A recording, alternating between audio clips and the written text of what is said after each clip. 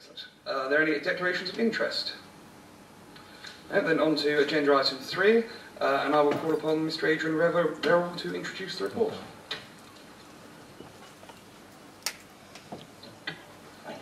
Thank you, Chairman. I'll be very brief. On the 2nd of July, Cabinet received a report on the draft local plan, very similar to the report you have in front of you tonight. Cabinet are proposing to Council that in terms of local plan, option 2 should be selected. I'm happy to answer any questions from the panel. Thank you. So I'll now ask the members of the public to make their contributions to the meeting. Ms. Bailey, if you would mind coming forward to the chair there to speak.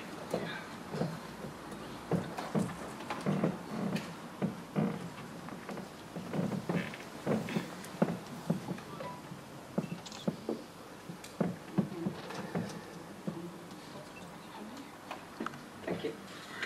Right, good evening. Can I just say before I start that I am speaking on behalf of my Airport Supporters Group, not on behalf of any other political group or anything. This case comes straight from us.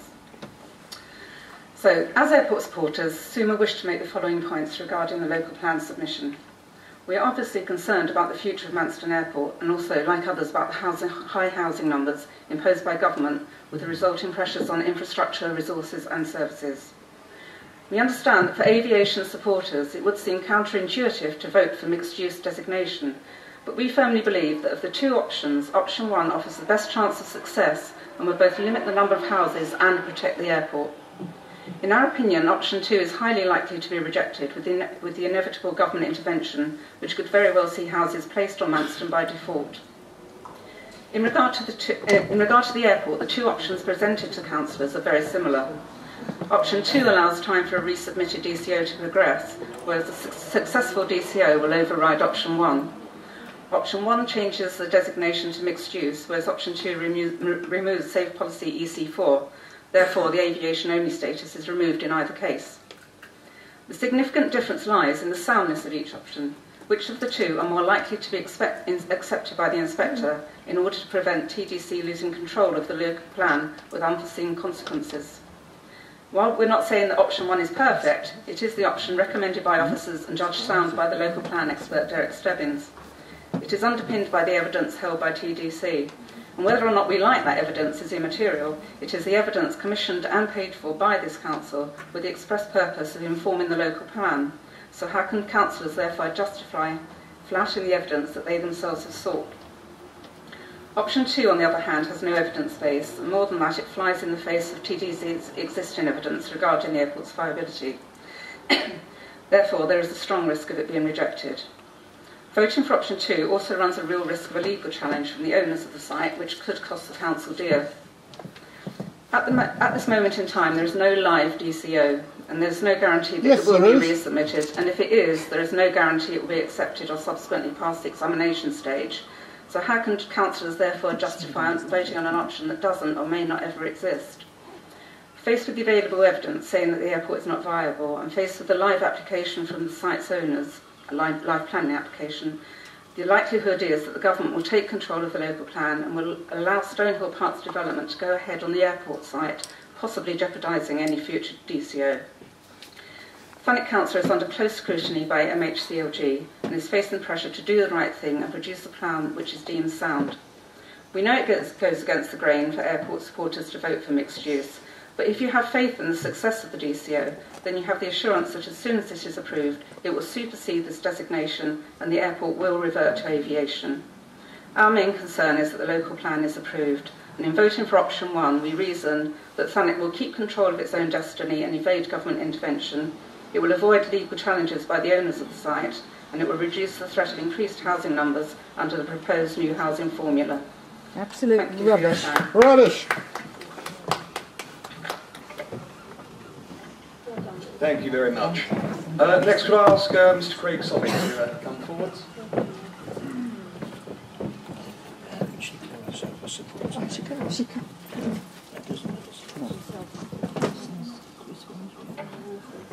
Thank you, Chairman.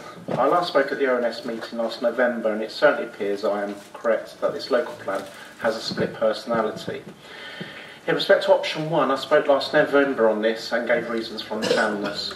But in respect to option 2, which has now been recommended by Cabinet, we have additional housing in North Thanet, for which over many years has been formally objected and campaigned against. It was mentioned at Cabinet meeting in 2016 that Thanet's transport plan needs to be published and consulted on. In 2018, we now have a transport plan which now again is being reviewed too late for council members, especially of the Joint Transport Board. Comments on this will not feed back to the local plan, as it will be in a published state at this point. Other documents have not been given to council members. There is no 2017 annual monitoring report and the working document that is the infrastructure delivery plan. Planning to me is not just about housing. There are many other factors, but infrastructure goes hand in hand to development.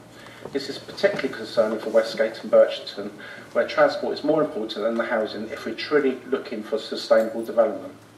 It appears to me that despite what was said at JTB, this is a plan which factors transport over housing, which is why additional housing is now targeted at Westgate and Birchington. Clearly, the previous allocation of housing was not able to deliver the road improvements required. If this were not the case, I would urge the panel to ask why development has been targeted in these areas. It is clear that in terms of housing, Birchington and Westgate will be overdeveloped, especially in regards to village town sizes right now. I have calculated for Birchington that 1,600 houses in the local plan will increase the village by 30%. In Westgate and Garlinge it is a similar amount. This is over the national figure for population growth. With the increase of developments, there seems to be no reference to an increase of transport funding or scheme, and is very concerned for people in Minster Village who appear to have no transport strategy for the increase of houses there. But bypasses are planned in Thanet, in other areas of Thanet. With petitions raised to council to the tune of over 3,500 in 2015, it is clear that the people in North Thanet have been ignored. Comments from previous consultation have also been ignored. I am convinced that this is a planning system which is autocratic in nature now, more than community involvement. Planning committees are not able to be democratic in planning decisions, and this is a failure to the residents who live in Thanet. This has also failed many parish and town councils in creating neighbourhood plans. I have 3 recommendations for which I urge the panel to consider. 1. That the publication period is increased from 6 weeks to 8 weeks. This is in consideration that the transport plan will be in consultation at the same time and the local plan will be published for comments. Representations received will be reduced due to the summer holiday period. Recommendation 2. That all the documents are given to the council members to consider, this being the most recent AMR, the IDP and the transport plan. I do consider that Cabinet, panel and council has not got all the information to make a decision on these options. 3. That planning should review its engagement with council and the public it serves. A new local plan to 2035 should be made when this plan has been adopted, and community involvement should be pivotal to that plan's creation. Thank you. Thank you very much, Mr.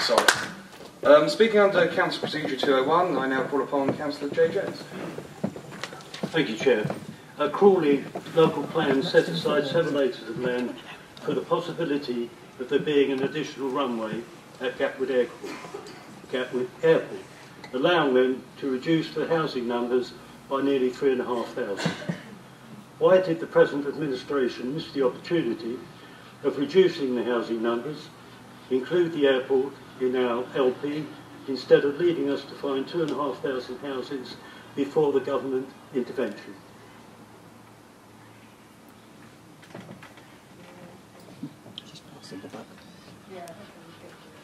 Let's get Ms. Verrill to respond to that. The situation isn't quite as simple as you suggest. Crawley were asked by their inspector, I think the phrase that the officers at Crawley used was leave no stone unturned to find housing sites.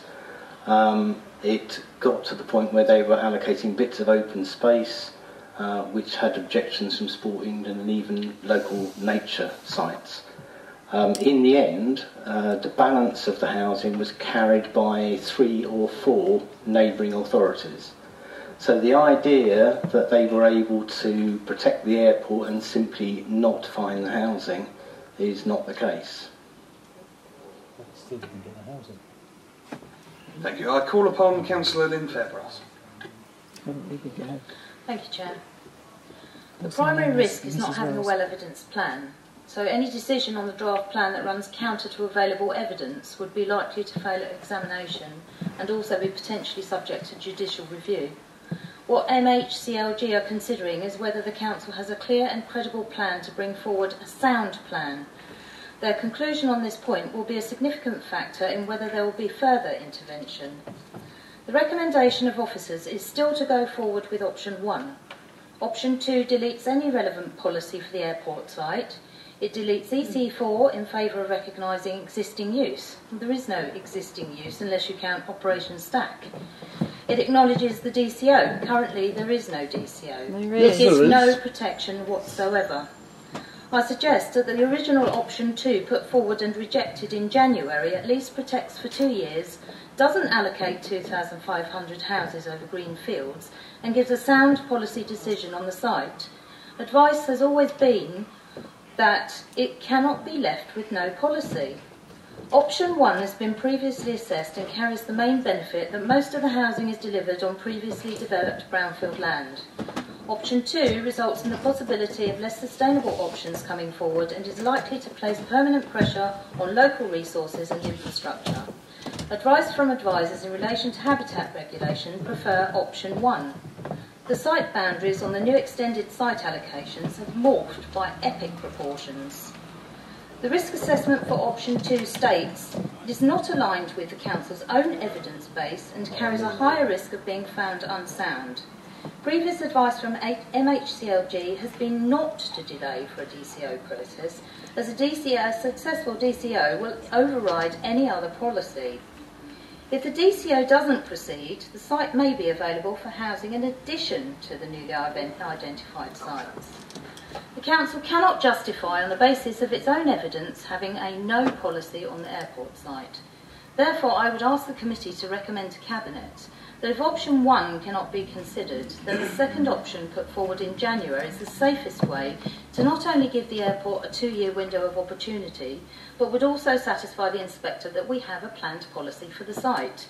The houses allocated in the event that a DCO is unsuccessful are not featured until the end of the plan period, thus giving time to revise the plan at a later date.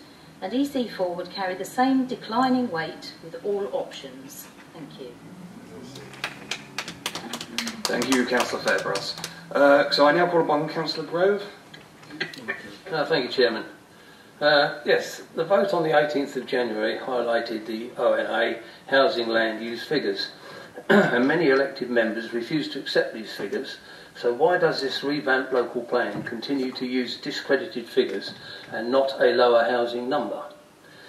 In view of the reallocation of farmland for houses around Westgate, Burtington, Minster and Hayne Road, what plans are there to inform the electorate and other interested parties during the 6 weeks consultation period?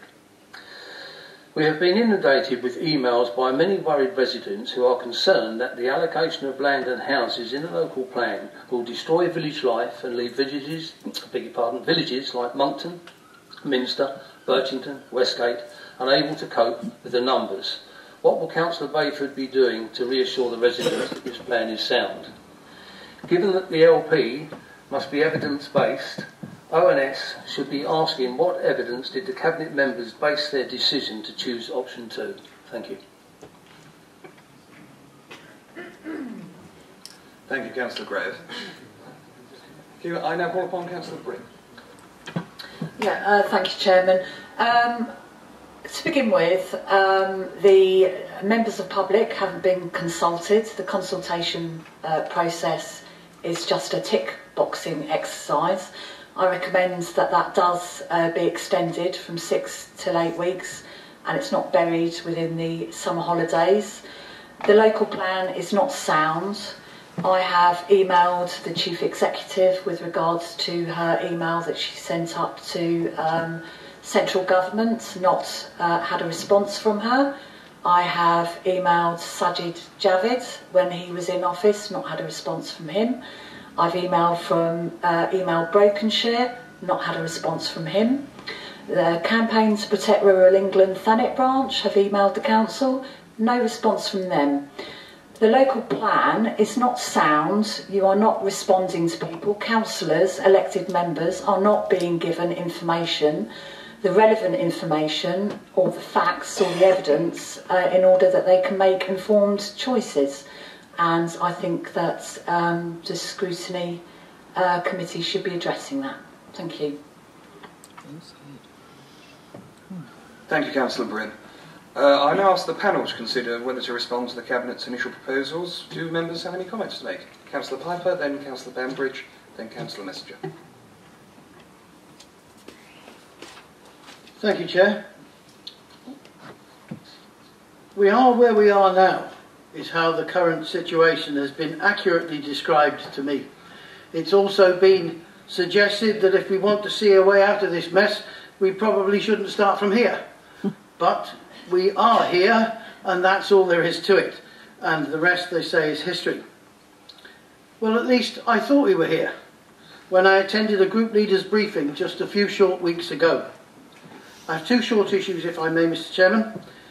One is that I understand that negotiations have been ongoing between the landowner and KCC regarding 7 acres of land for the building of Parkway Station.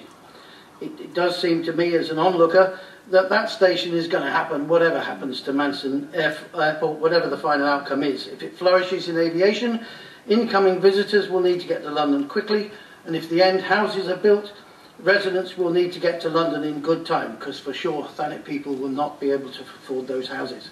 It seems a little odd that the station is being considered without surrounding housing, shops, local community facilities.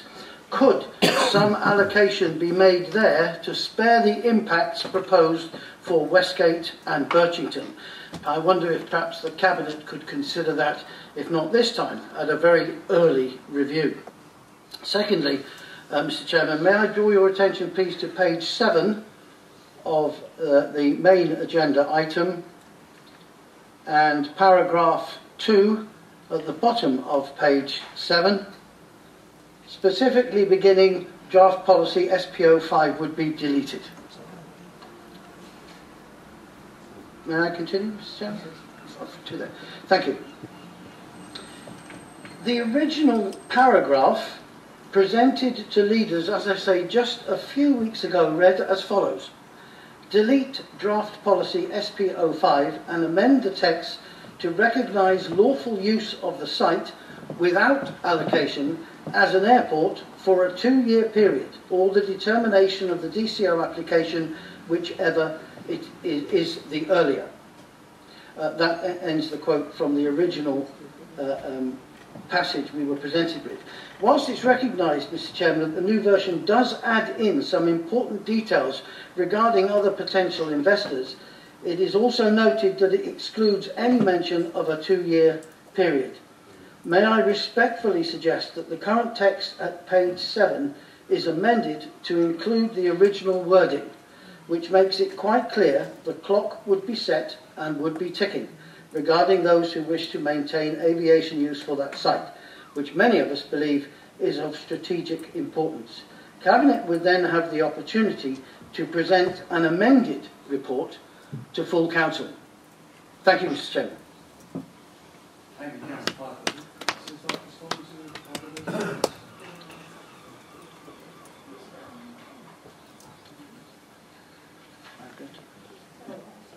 Oh, sorry.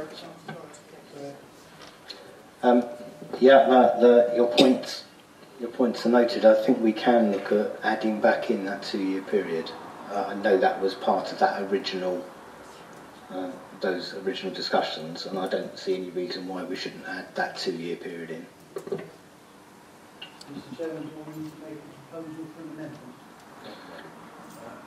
No, we can't have proposals, I'm afraid, for direct amendments to the text. We can have requests of a change of intention. So if you could phrase a proposal that wasn't specifically amending the words but was asking Cabinet to reconsider. Yeah, sure. I think it's there's no big benefit in going through the proposal and seconded. I think what you're saying is what views are being received from the panel, and that's the view being received from the panel, which are going in the minutes anyway, which will be transferred on to the Cabinet. I think, provide some reassurance. I think what we're saying is we're happy to put that back into that recommendation. Clearly, I can't imagine that Cabinet would have an issue with that, but clearly these are going back to Cabinet, so I can't guarantee it, but I suspect that's unlikely. If officers are saying we don't have a problem putting that back in. Okay. Final information. Yeah, on that consideration, would that mean that there would be an extraordinary Cabinet meeting to make that decision prior to it going to Council? It will be going back to the 19th of July, and Cabinet on the 19th of July prior to the Council meeting. Yeah, thank you. Councillor Bambridge. Thank you, Chairman. My main concerns are that there are a number of issues regarding the lack of policy SP05 and EC4 in the draft local plan. These are, one, that there was no specific site policy for the Manston Airport site. This is not acceptable because it is a site of strategic importance, not only to the district, but also for cross-boundary purposes with Dover District Council, Canterbury City Council, etc. Plus, this site could be integral to the delivery of the district's housing strategy. Consequently, there needs to be a clear policy confirming how the council intends to deliver its housing strategy. If the Manston site will be allocated for some housing, there needs to be a policy to capture this. 2, there will be no continuation of adopted policy EC4 or any policy for that matter to safeguard and protect the airport for aviation use until such a time that the airport site's future is better understood. And 3, it has been argued that adopted policy EC4 will carry substantial weight until such time that the new local plan is adopted. But as the new local plan advances closer towards adoption, the policies within that plan will gather weight and policy EC4 will become more and more diluted. 4, the strategic policy ambition for the airport site is currently recommended to comprise text in the new local plan and not policy. Text carries no weight, whereas policy attracts maximum weight.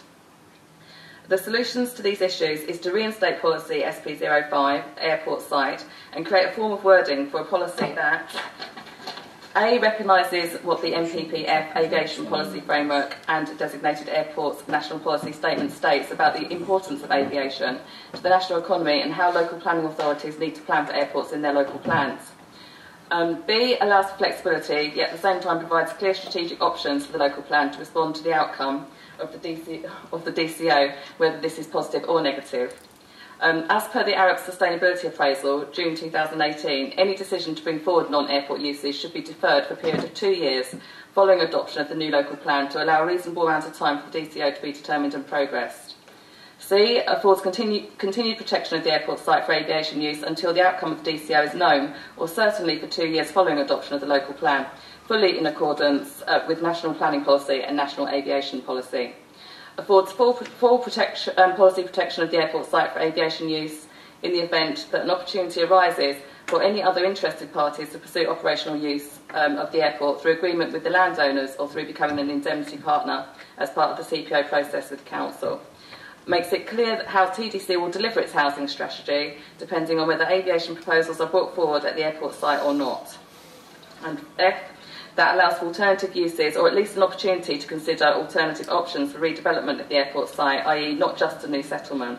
In the event that airport proposals do not come forward, in this sense, the new policy SP05 could take the form of old policy SP05 when it featured in the 2015 consultation draft New Thanet Local Plan and suggested that the site of Manston Airport and the adjoining area will be designated as an opportunity area for the purposes of preparing the Manston Airport Area Action Plan. Having a flexible approach in the local plan for the airport is perfectly acceptable and is an approach that has been used widely in other local plans where similar situations have existed on key strategic sites. So my recommendation to Cabinet is that the text in 2.112 needs to be changed to actual policy. This policy needs to show how it fits in with your housing strategy and also needs to provide the airport with protection for at least 2 years after the local plan is adopted. I would also suggest that the extra 2,500 houses, including those in Westgate and Birchington, are held in abeyance for the 2-year period while determining the outcome of Manston Airport. Thank you, Chair.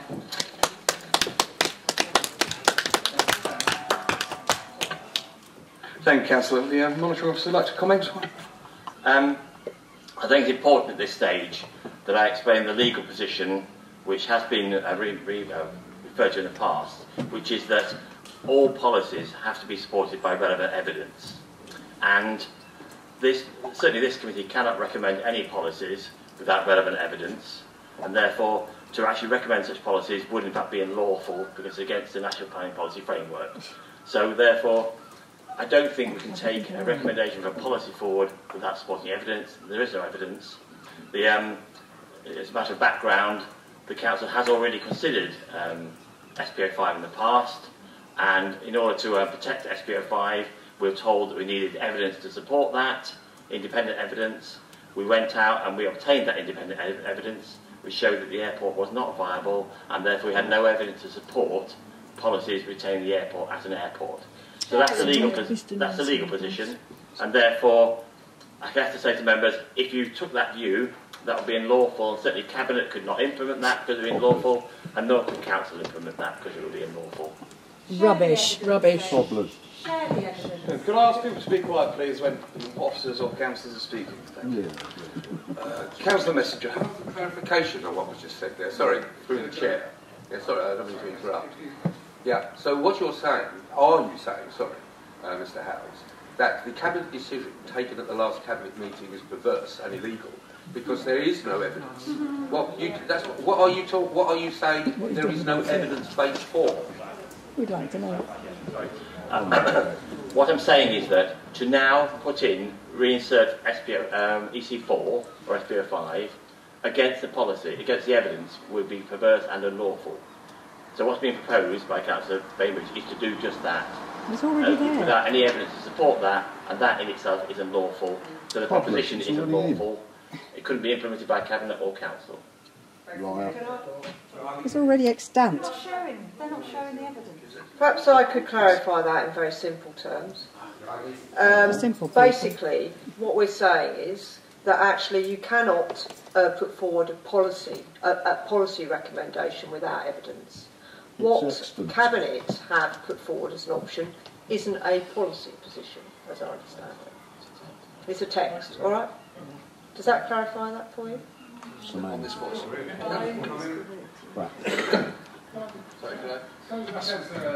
Yeah. That's really interesting. Can we just reiterate that and get it sort of written very carefully?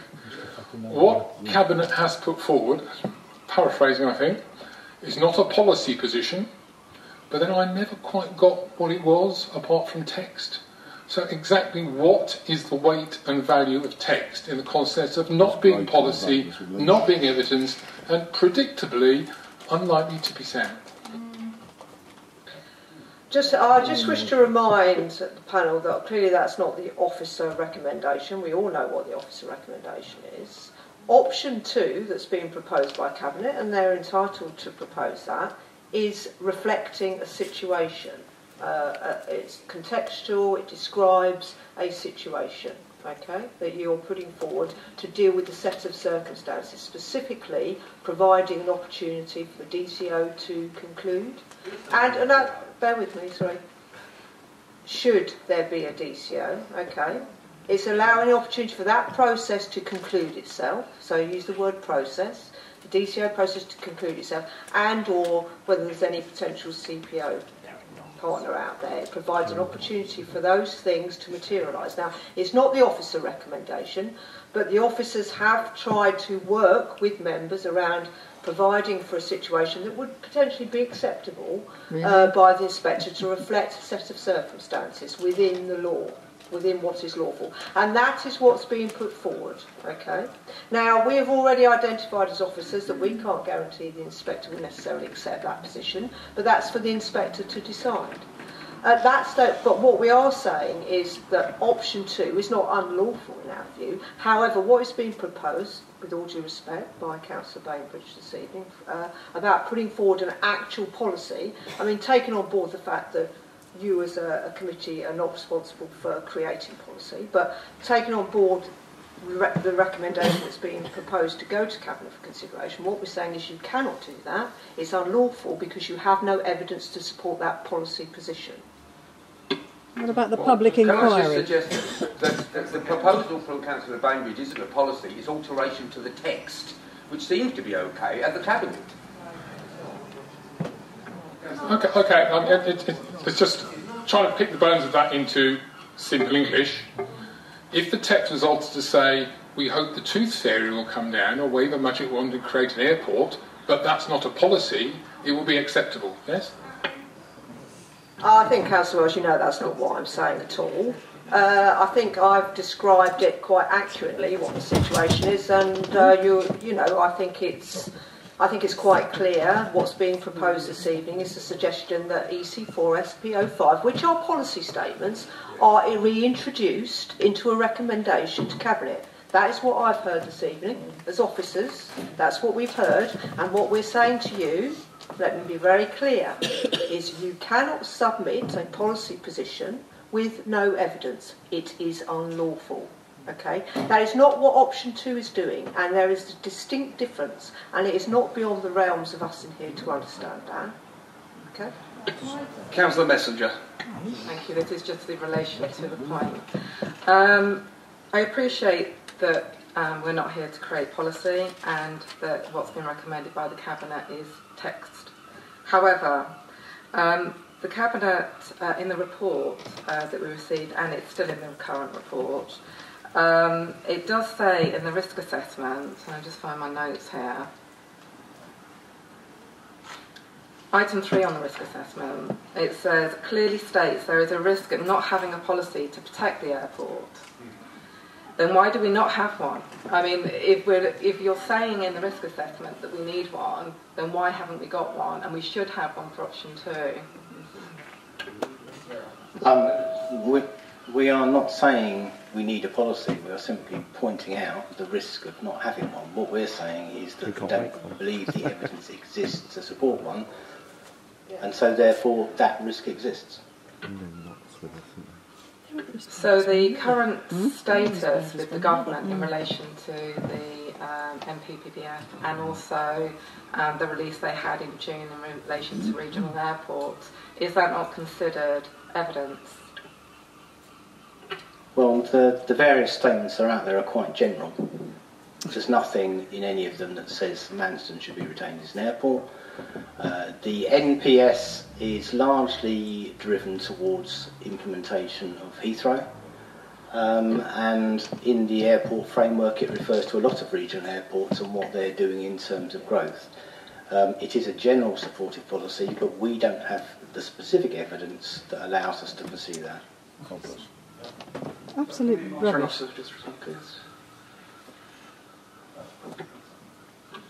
I think, though, having made clear why it couldn't be done at this meeting, there are other routes members can use to put those matters forward, and that would be to once the plan is published, to make representations to the inspector, written representations, and that will also give you an opportunity to actually speak at the inquiry, to make reviews known to the inspector at that stage. You also clearly have an opportunity to speak to and support the DCO if and when that's submitted properly. That's the second option. So it's not like there are no other routes. We're just saying that that particular route being put forward tonight will be unlawful. We couldn't go forward. Councillor Bambridge.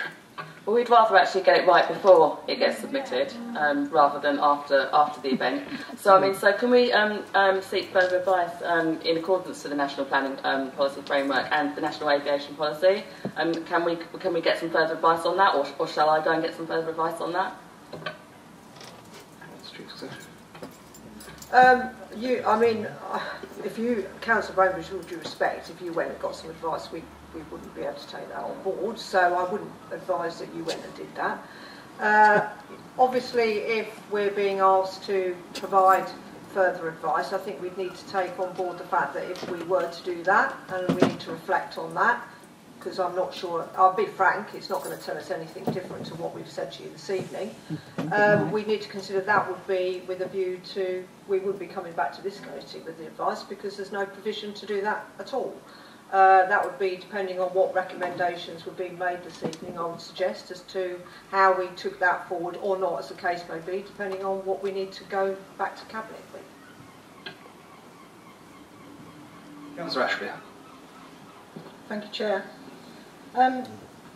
We all understand, obviously, that option 1 is the preferred option for the officers, but on the basis that the officers have worked and put in option 2, they must believe that it is correct and legal to do so. So the assumption of various people that it wouldn't pass the test. I mean, why would officers put in something that they don't actually think's got any chance of passing the test? Therefore, you must feel that option 2 is as good a chance as option 1.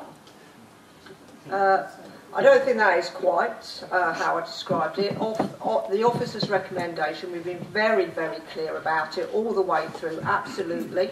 Our recommendation to you is Officer 1 to secure a sound plan. We have said all the way along that the option 2 proposal is a set of wording that we understand in order to try and facilitate the process, but we've always expressed there are risks still associated with that, including potentially the inspector will still consider it to be unsound, and we've been very clear about that. But it's Cabinet's decision, it's not officers' decision. So, are you saying then that the inspector would deem option 1 to be he would give that the green light? Can you guarantee that he would say that option 1 would be found to be sound? Right. I don't know how we could possibly say that at this stage.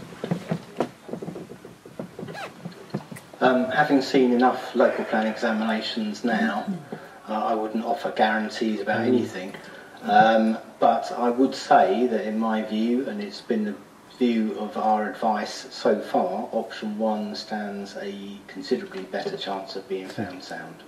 Oh. Can I speak, please? Have a hand up for ages. Okay, in a moment, I'll look up.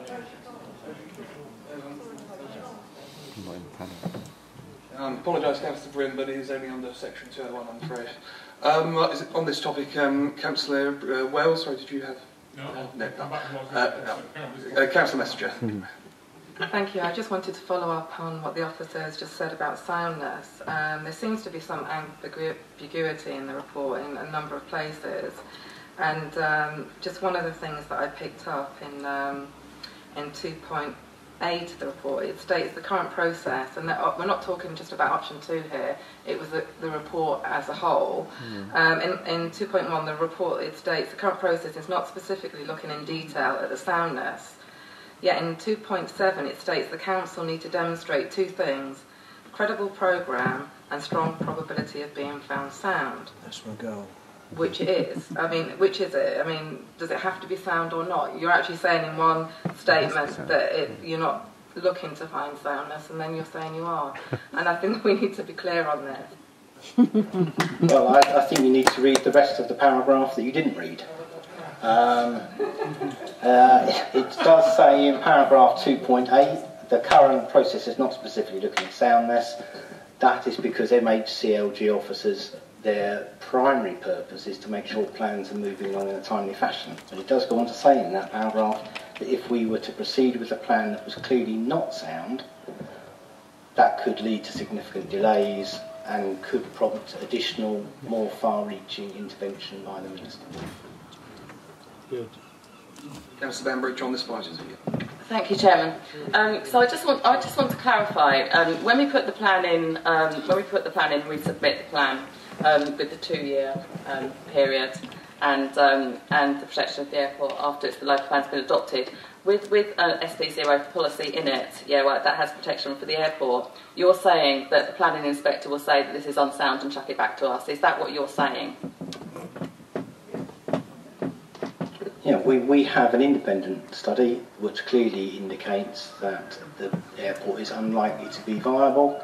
We can't put in a policy that protects an airport for a use which is not likely to be viable in the plan period.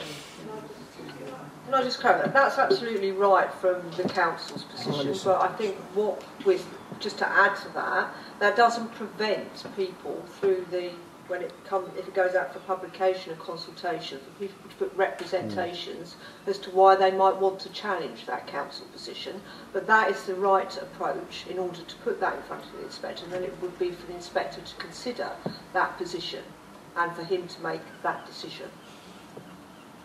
Yeah? The inspector none found it unsound. So the council can't because we don't have the evidence to support it. However, that doesn't mean other people can't put forward representations to the inspector, and the inspector would look at a whole range of things, and then he would make a decision around that, based on the representations made to him. Thank you. Councillor Campbell.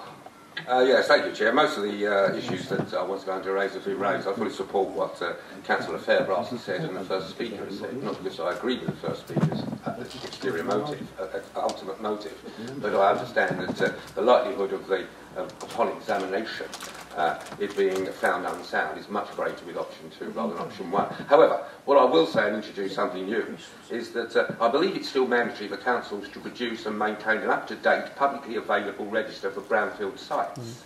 Now, obviously, I think this council is obviously complying with that. It's a legal obligation. And I do understand, that the site that is in contention, the Manston Airport site, is down as registered as a brownfield site suitable for housing locally. That's the definition for the register itself. So upon examination, the inspector will be looking at this register, whether council has designated that land as suitable for housing locally, and an application for it to be an aviation use. Is that the case? It is currently on the register, and as things stand at the time we did the register's done once a year in December of each year, and at the time we did that, the position was that there was a draft plan that had been consulted on which had the airport as mixed use. What goes into the register, we are seeking CLG advice on for this year, because there were a number of kind of complicating factors, not just of that site but other sites, but we all need to look at that. What goes on that register is the decision of the council. Councillor Campbell. I understand that any local plan or new developments required in the local plan, there used to be requirement for 60% of that to go on available brownfield sites. I mean, you look at brownfield sites first, predominantly brownfield sites first, for the protection of greenfield sites. Are there any other brownfield sites that you haven't considered for the land, for the residual element of housing that now would have to be allocated, because you're not proposing, the Cabinet's not proposing to allocate housing on that particular site? Okay, I think I've got your question. We have looked extensively at brownfield land. Although that 60% target no longer exists, there is still a presumption that you'll look at brownfield land first. We have done so. As part of our employment land review, we took something like 30 hectares of old employment land out of employment and put it into housing as part of the intention to do that. So there aren't any brownfield sites that I'm aware of. I mean, some will no doubt come forward as part of the plan process, and we've made an assumption about what are called windfall sites. They may be on brownfield land, probably would be on brownfield land, and they may come forward during the plan period. But I don't think there are any brownfield sites that we haven't looked at that we know to be available from what's been submitted to us. One more question. The last question is, given the current option 1, if that actually is proposed and goes through, can you tell me, I mean, the new allocation of sites that would prevail for that, can you tell me what percentage of the new development is on brownfield and what is on greenfield? Do you mean in total for the whole plan? Let me just check. I think the figure was about 40%, but I'll just check. Including the airport site.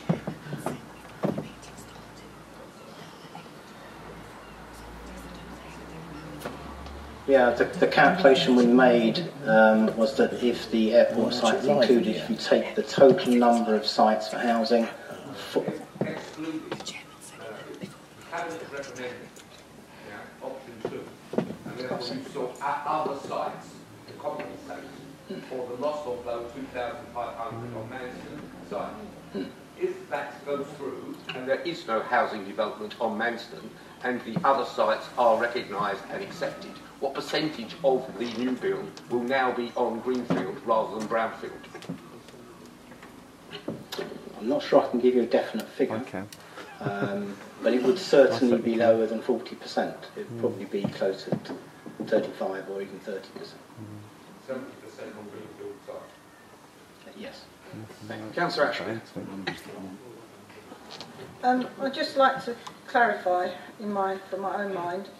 So is it fair to say option 2 with the 2-year extension that has already been agreed could be reinserted gives the airport the best chance of returning to full use?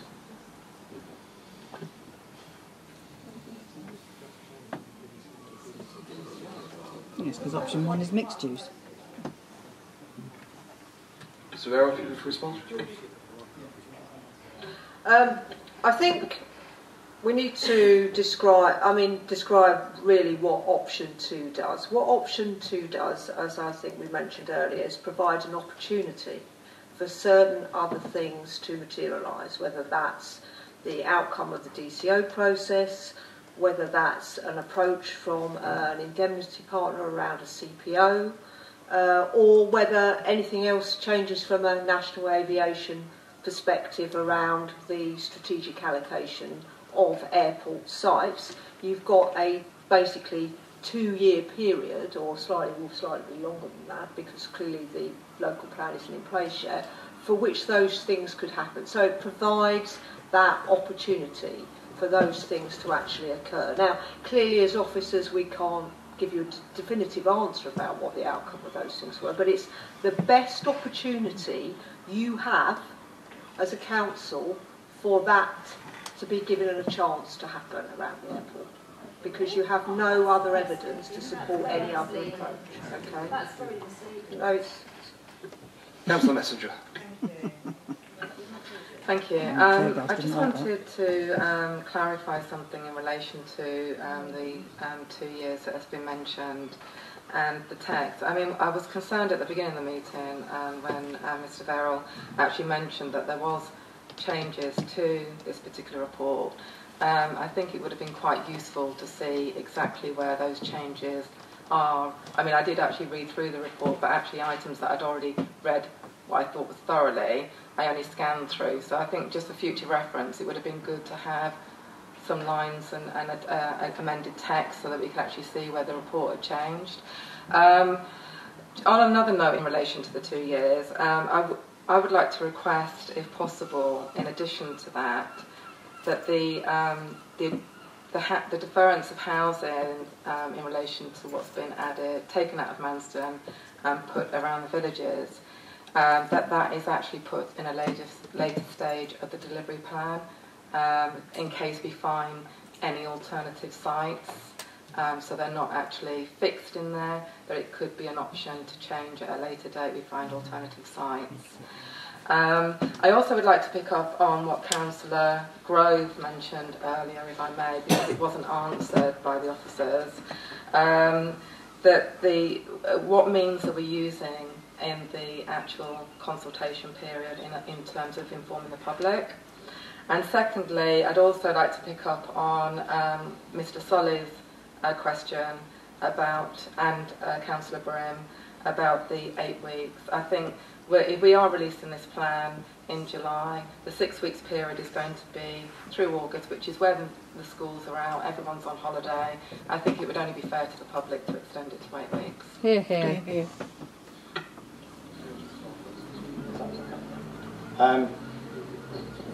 I think on the 6 to 8 week period, there is a requirement in law that it should be 6 weeks. We are not looking to publish that until the 23rd of August, so most of the consultation period will be outside of the summer holidays. And obviously, in the lead-up period to the 23rd of August, people can start. They will know what the plan is going to say, and people can start preparing comments then. So I can't remember what your.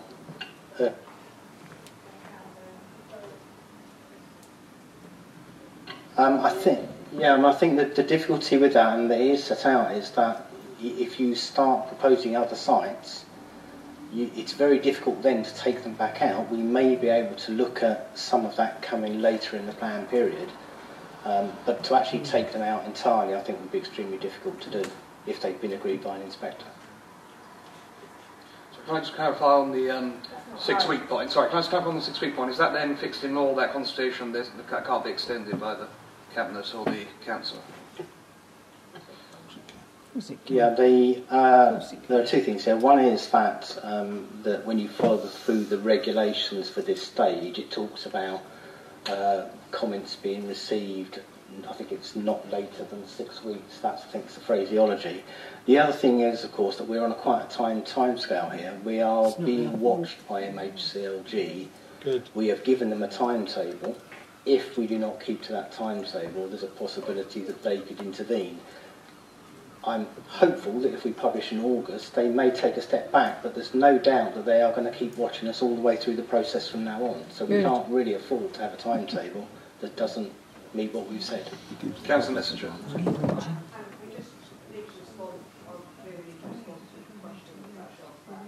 Mike. Mike, please. Can't hear.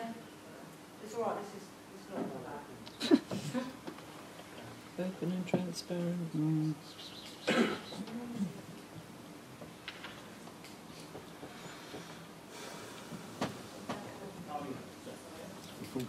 Yeah, sorry. In terms of, we can backload those sites to the latter part of the plan. I think we can do that. We can phase them later in the process. Good.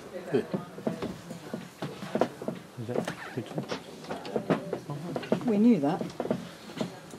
I don't know. Councillors who wish to speak? Aren't they Councillor useless? Wells. Sorry, when we say those sites, are we talking about all of the 2,500? And I do believe there's some arithmetic problems there, that some of the sites cover sites already included previously. There's 190 in one of those sites I'll come back to you on. That actually all of the 2,500 are to be backloaded, or some of them, or, I mean, how are you going to smooth that through to that point? Most of those sites that we are suggesting are sites that are extensions to existing strategic sites. Mm-hmm. So the chances are that they would fall later in the plan period in any event in terms of phasing. Thank you. I just want to pick up on a you back to what I was going to say, but pick up a bit of language. Right? Chief Executive used the phrase best opportunity in relation to option 2. With respect, I disagree. The best opportunity, quite simply and straightforwardly, is the opportunity that was not voted for and not actually presented in January, which was to actually allocate the airport site, put it in the plan where it is backloaded towards the end of the plan in the event of housing coming in, but have a specific evidenced gap of 2 years because you've made a decision. What's happening at the moment is that there is a non-allocation of a particular site, followed by a quick sleight of hand, putting in a sort of allocation with text, but not policy or evidence, for that same particular site. And that's where the soundness is going to go wrong. The reason officers can be so certain about soundness is that before January the 18th, we took a serious view from a planning barrister about the soundness of option 1.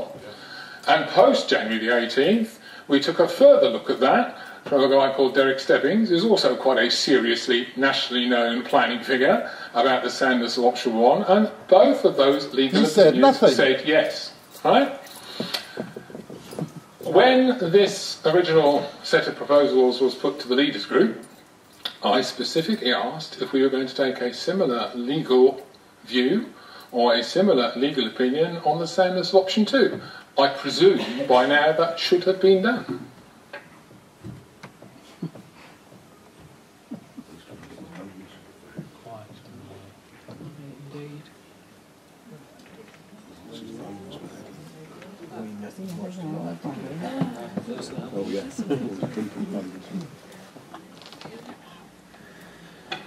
Okay, Councillor Banbridge.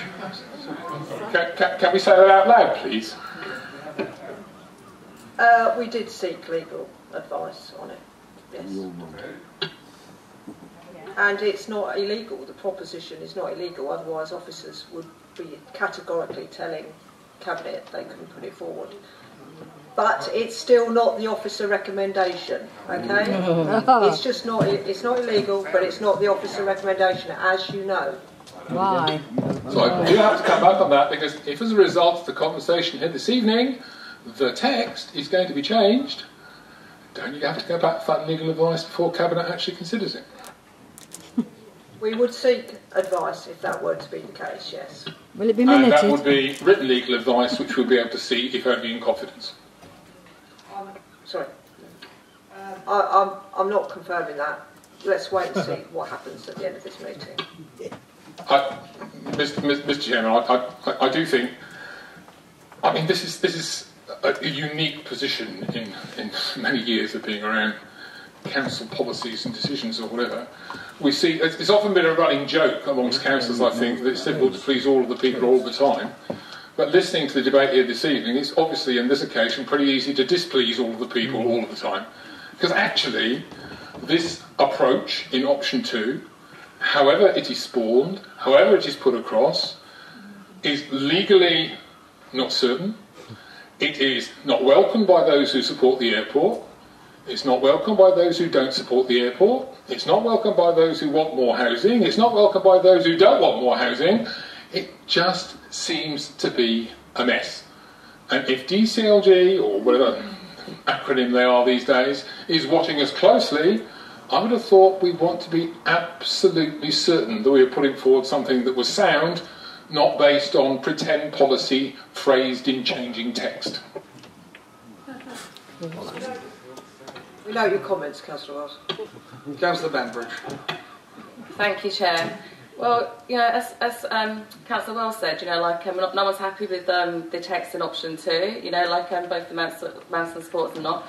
I just wanted to clarify that the senior management team is saying that they will refuse to submit a plan with a policy in it in option 2. Yeah, right. SP05 protecting the airport purely based on the very spurious evidence of the Avia report.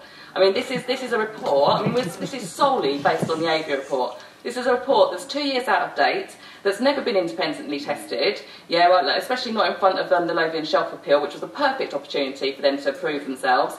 A consultancy that told Councillor Bayford that his hypothesis actually contravened that of many other aviation consultants that actually thought the South East cargo market will be burgeoning. So, I mean, sorry, but, you know, like, I don't favour the Avia report. I don't see that as evidence, and I don't see why we should be basing our whole local plan on something that isn't tested. Yeah, here. In response to that, you're of course entitled to your opinion, as is everybody else's, but that is not the position of the officers at all. We are not airport experts in this organisation. There is nobody who is an airport expert in this organisation, which is why we appoint consultants. Okay. Now they are experts, and their evidence is evidence, and it's TDC's evidence, and it is independent, and it qualifies on all of those fronts, and that's exactly the approach the inspector will take when he looks at it. That's not to say that the inspector would not consider other evidence that's submitted to him, but that's for him to do. It's not for the council to do. Okay, that is our evidence. That's what we'd be submitting. You're right. You're correct. The officer. Opinion, and that definitely includes mine, is we will not support any policy being put forward around the airport that has no evidence, because it's unlawful, and I will not support that. Councillor Campbell, then Councillor Messenger. Sorry, I was just pointing out that the Chief Executive keeps on referring to the inspector as him. It may even be a woman, you know. Heaven forfend, Chief Executive. Thank you, Councillor Campbell. Councillor Messenger. Thank you. I just, before it was hijacked by Councillor Wells, I just wanted to go back to that, the housing that in 2.16, and that it will be recommended to Cabinet that we can either backload it for a later stage of the deliverable or within the 2-year period, please. Yeah, we can look at the phasing of that. We have to produce a phasing plan for the examination. There is an appendix in the local plan which sets out the expected phasing of each site, and we can look at how that is phased towards the end of the plan period. Yeah. So if I could propose that to Cabinet, do I need a seconder for it? Okay, thank you. And also the other item wasn't answered in terms of how the consultation will go out to the public. We've been having discussions with Hannah Thorpe's team about how the best way we can disseminate all the information, make it available to people. So the intention is to have adverts in the papers, put everything on the website, to provide advice on the website, and we'll obviously be in the office by phone to answer people's questions. But the main thing is to try and put a lot of adverts into the paper, press releases, so that people are aware of the what's in the plan, but also to make it clear to people that if they want to appear at the examination, this is the time to make comments. The inspectors won't take into account people's previous comments. People need to make a comment at this stage. So we'll be trying to get all those messages out and across to everybody, and we're working with Hannah's team to make sure that that happens. Thank you. Any other councillors wish to speak? Any proposals to make as to recommendations? Councillor Messenger. Yes, I would like to... Turn your mic off. Thank you. I would like to propose that Cabinet's recommendation for option 2 is carried to Cabinet with the recommendations that have obviously already been made. I know that it's already been discussed in length in relation to policy as regards SPO5, but I would like that to be considered in relation to the wording. I'm not sure, I've not had time to review this wording because I hadn't realised that it changed to the degree it had. But yes, in relation to the wording, and perhaps include policy if indeed it can be included. Just a brief clarification, the wording of the report hasn't changed. Mr. Verrall's introduction, in fact, because we looked at each other when he said it, that the wording is, and your words were, very similar. The implication of very similar on is not the same. So, you know, it really is quite important where wording has changed. And indeed, specifically, when the Cabinet met last week, week before, they gave permission in their recommendation for officers to alter wording where necessary. I do think it would be, at the very least, open and transparent to have highlighted for everybody here where changes have been made, and it must be highlighted by the time it goes back to Cabinet. And I'll add to that, I'd like to propose that actually, that the Royal recommendation goes back to Cabinet from this panel, is that they have seen and acknowledge and tell us all that they have seen a genuine legal opinion based on the potential soundness risks in law around option 2 before they make their final decision.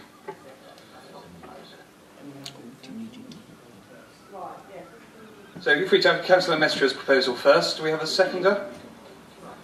Councillor Bambridge, thank you. Chief.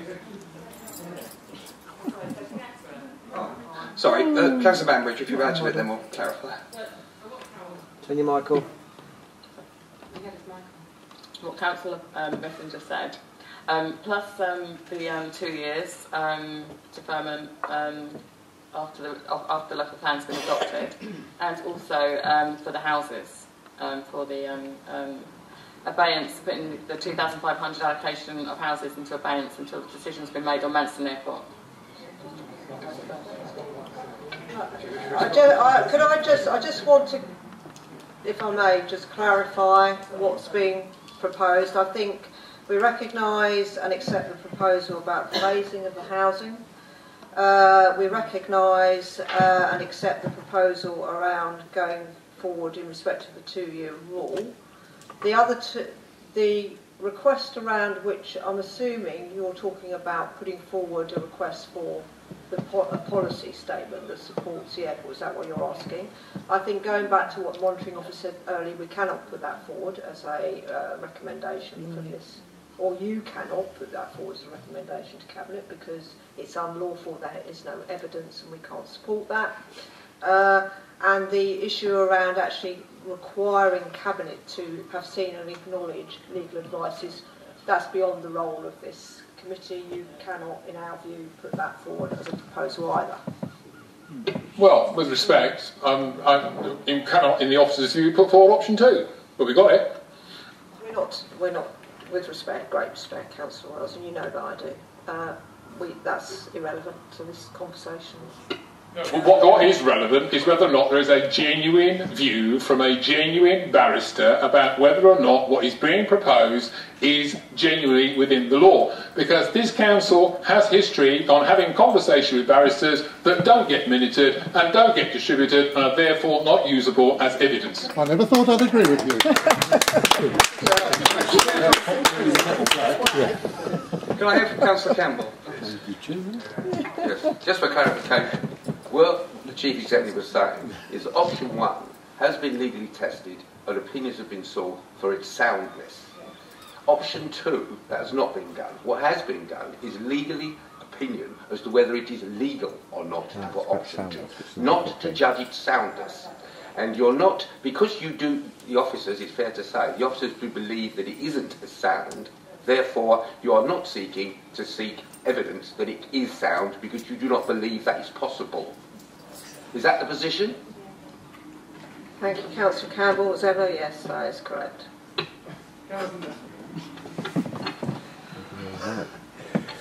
I'd be grateful if members could remember that we should be actually speaking through the chair. But regardless of that, if we can go back to the recommendation, 2 points you did say that we could actually put through to Cabinet. Would you mind reiterating to that so that we can get, I propose it and perhaps someone can second it? I think the recommendations that you're putting forward are to propose that there is, I don't know what wording you technically use, Adrian, I'm looking at you, but it's about the phasing of the housing being towards the end of the plan. I think putting forward a proposal around that, and also to reintroduce into option 2 the 2-year period which was previously included. I think that's what we're talking about. Councillor Messenger, is that for you? Can I have a seconder? Councillor Piper. So if we have a vote, all those in favour? And all those against? Thank you, that motion passes. Abstentions? Oh, so apologies, abstentions. Come on. Let's do I. Thank you. One more go. I'd